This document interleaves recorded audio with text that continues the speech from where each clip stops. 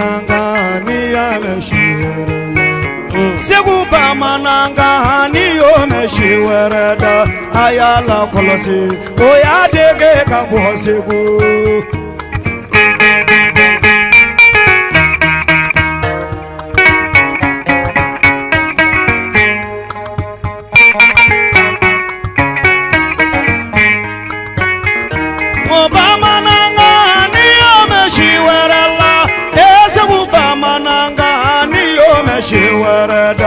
Ayala kolosi oya dege kabo segu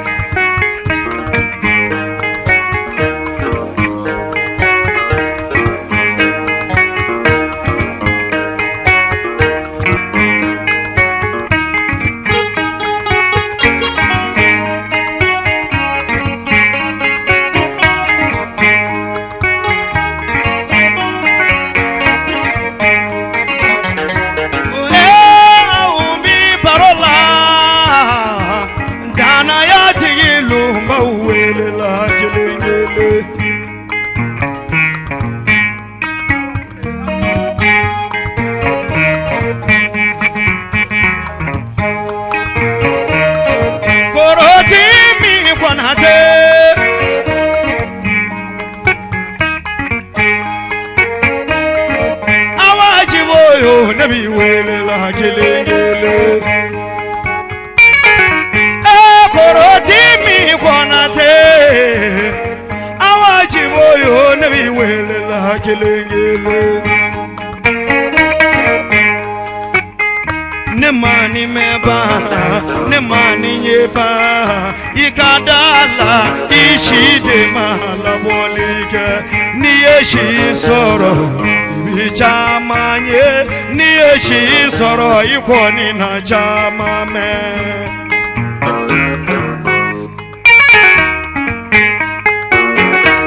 Nindigenena nindifonema utika unga jamana nyemae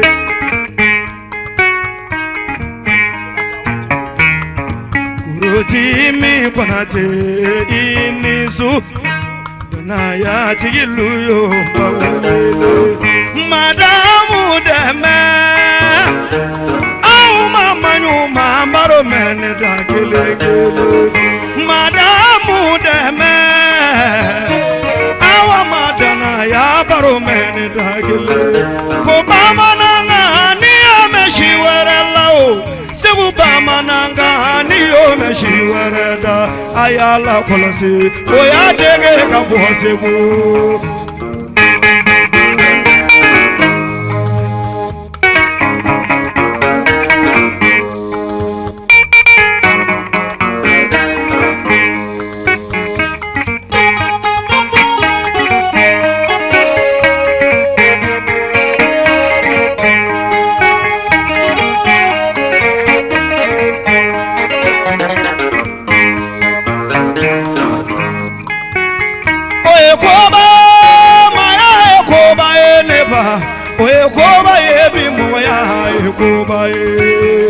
Wakuma kanduma nitinya kumati kilinyeni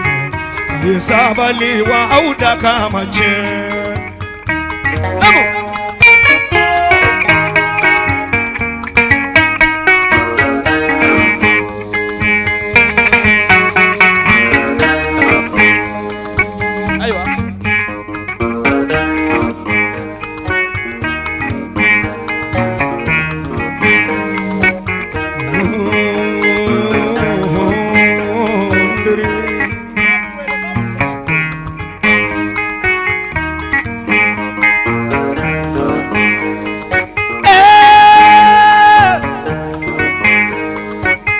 Korotimi wele gadana ya tigiyo maubaro bikelengele Awa nebi wele la horonga tigiyo Ene maubaro kelengele Amaye ne dune doni wa Nebi dana ya tigi sevelu wele kwa bidoni kwa nabi horanga digi sebedi wele au maye nana bidoni kwa dalilu tiki ubaru gaflemulu neti se kasigi ba wele ga boni norola konedu nganja tiki wele masi nedumi barigada kubala ka ubaru bibulula Fatuma nedumi barigada Fatu ibaru bibulula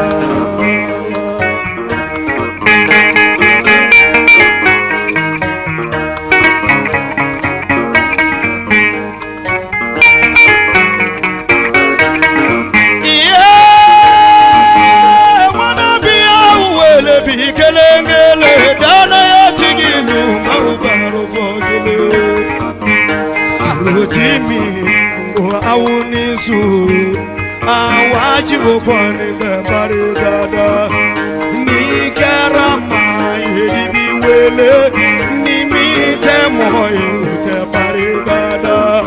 Moko ni vidu sukunda wele mandine taubaru Uti wele la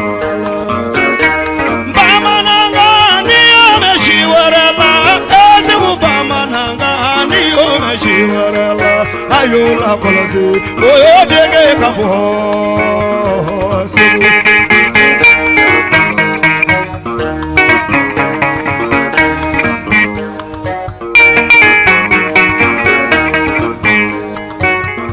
ukoni nabinga awawele koni nabi koroti mi wele ukone kana nyina ngafati mi jalofana de barigada ko ngafati mi jalofana de barigada ko ka kona te mamu fana de barigada kona te mamu fati mi jalo dana ya tigilu mausenze bi kelengele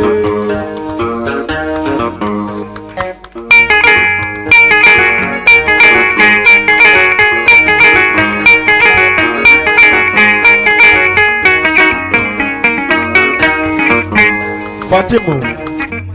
nebeni mamu ne kurutimi ni kafre Hawaii yoro nyo fajia yoro ndala jelela ni hawa togo nyana babi wele ko kafuri ni hawa togo chiana babi wele ko gawa kwa kafre hawa na bado ngatugu nyongo kana jelisa duyo nebi wele seba de nera bi wele malaka ube wele anye kubala musolube barigada kakubala demise ube wele ne kanu nyombere enemi jakuba barigada jakuba nebi barigada dana ya tigi sebe koni du sabalimbe sebade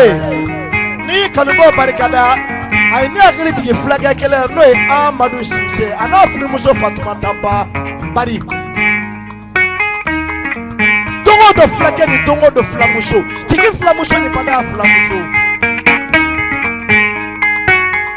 Obama nanga ni omeshiwara se Obama nanga ni omeshiwara da ayola kolose oyo dege kapo sebu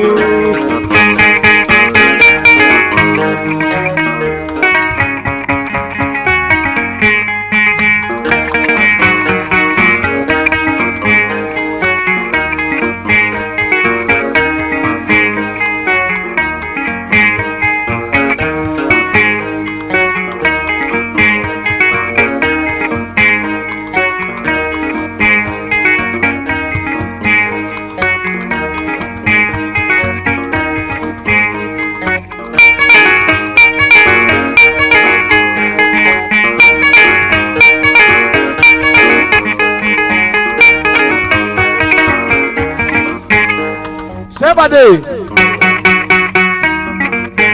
ne dogorama kedo wulila do la kabita kata yala atarabo etamele nungu sigele ka togo de ko sela jamiye ko boko muradu ako bishina bana nyonjore ne ma dogorama ke folo abe mini dogorama ke be mini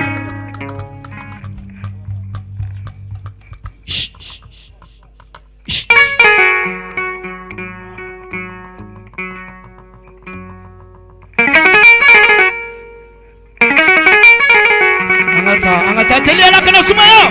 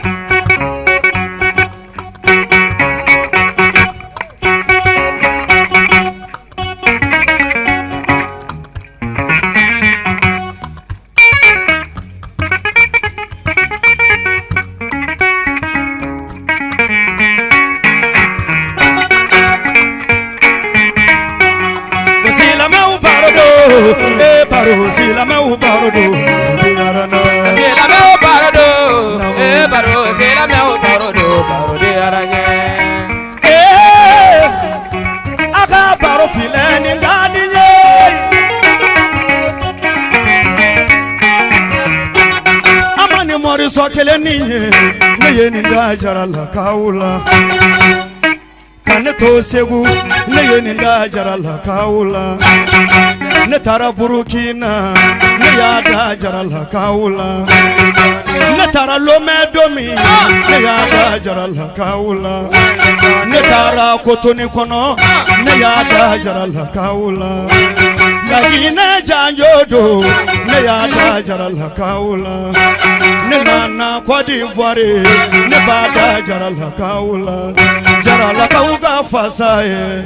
jarala kauye horonye jarala kauye kandigide ne duga jarala kaula jarala kauni mogosebe jarala kauga takarani fo jarala kau aye tagara fo aye tagara fo aye tagara fo jarala kauga kule jarabora jarala namu jarabora jarala namu o jarabora jarala jara jara jara jara jara kade umbora falila falida kalaja jarabora jarala jarala umbora falila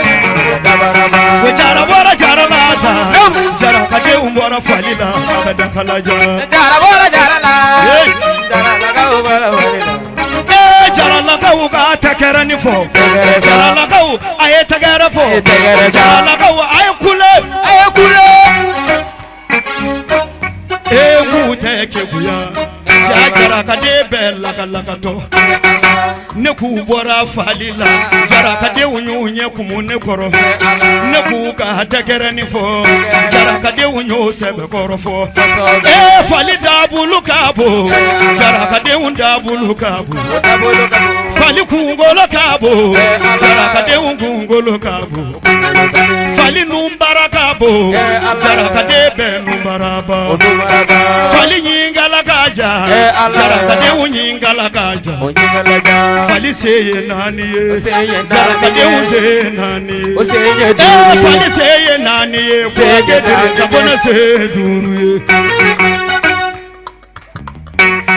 fali seye nani ye bwake dirisa kona se duru ye fali seye nani ye jibiri jara se duru ye fali seye nani ye jidunu fafi ye jara se duru ye jara lakaw aye tagara ni fo jara lakaw aye kule mbute ke buya jara kade bella kalakato jara lakaw bora falila atela me barodo baro tela me barodo barodi alanye namu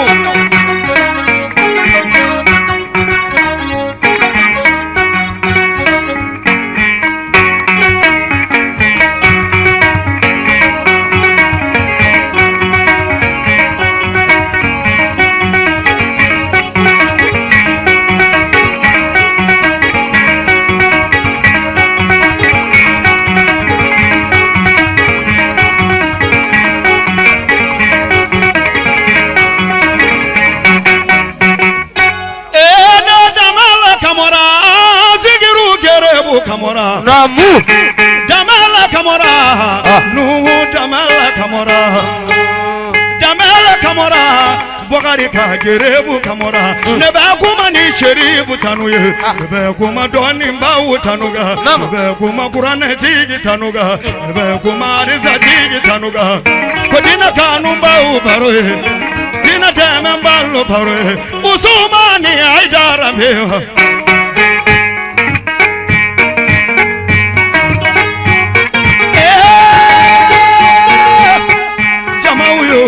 Nungulula Rajo Adone Yoli wala dabara kwe Rajo Adone Adabara manjugu de fadabara tuguni Rajo Adone Nabadunu kwani kanti jani tugu matla Rajo Adone Musawiyo aye yafa Rajo Adone Chebalu yo aye yafa Rajo Adone Kamale ngoro yo aye yafa Rajo Adone Bobo chiki yo aye yafa Rajo Adone Hinabuna parola doni Rajo Adone Denhedo shufela Rajo Adone ala yende nechira na bwage kono tuwala Rajo Adone Abiyo soro ferella Amadu Kubafe Rajo Adone Wala mina lenda mabema ka Amadu Kubafe Rajo Adone Jeli sedu yo nekana perese Rajo Adone Jeli dani sedu yo ngana perese Rajo Adone Fatuma tabari dumbarega Rajo Adone Madame Sise barika Rajo Adone Fatimio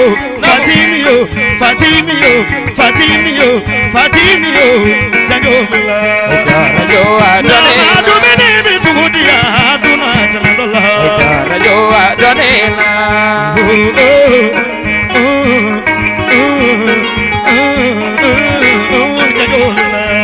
Rajo Adone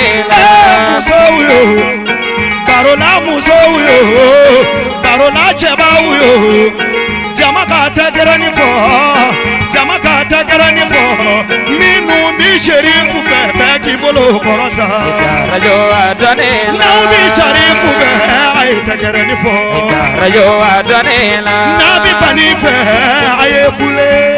Rajo Adone Rajo Godone Maula Rajo Adone Rajo ala nyenganye Gabaru dosa doganye Madele fama alago Tamagaji wale dola Tamagaji kutubola Maba jabaru alahe Maba kaifi malahe Maba salamu alahe Nebafo wadudu alahe Zile jalade wale gerabe Zile jalade wale gerabe Zile jalade wale gerabe Rajo Adonena Rajo Adonena